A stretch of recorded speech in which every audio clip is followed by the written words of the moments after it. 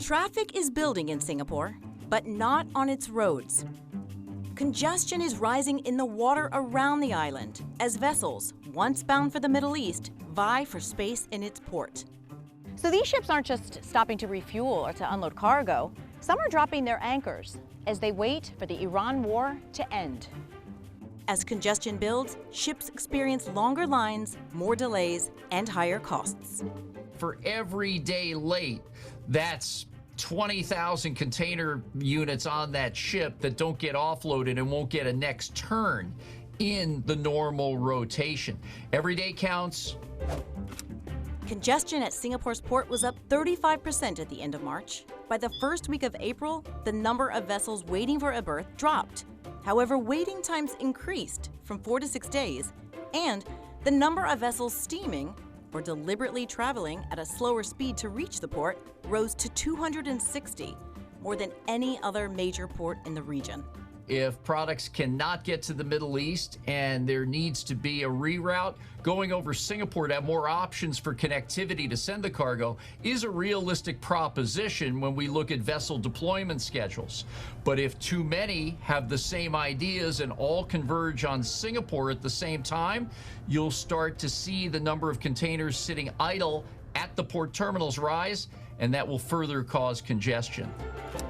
Other ports in Asia, from Sri Lanka to China, are even more congested as shipping bottlenecks ripple across the continent. And experts say even if the war ends tomorrow, the jam would take weeks to months to resolve. Some ports are better prepared to handle a rush of business. Singapore's port handled a record 44.5 million TEUs, or 20-foot equivalent units, in 2025. But the city-state aims to increase this to 65 million TEUs in the next 2 decades, as it moves its 4 terminals into one 20 billion Singapore dollar megaport. Tuas, for example, is a fully automated port and very well integrated, right? And therefore that allows them to handle a high throughput. The Tuas port officially opened in 2022 and now operates 12 berths. The first of 4 construction phases is set to be completed next year. However, PSA Singapore, the port's operator, said it's already the world's largest automated container port, operating around the clock through the help of more than 350 automated guide vehicles, or AGVs, that move containers between the wharf and the yard via underground pathways.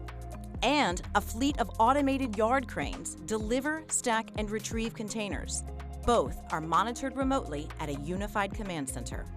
So when the Tuas port is completed in the 2040s, it will have 66 berths set out on an area of land that covers about 3,300 football fields. But will this be big enough?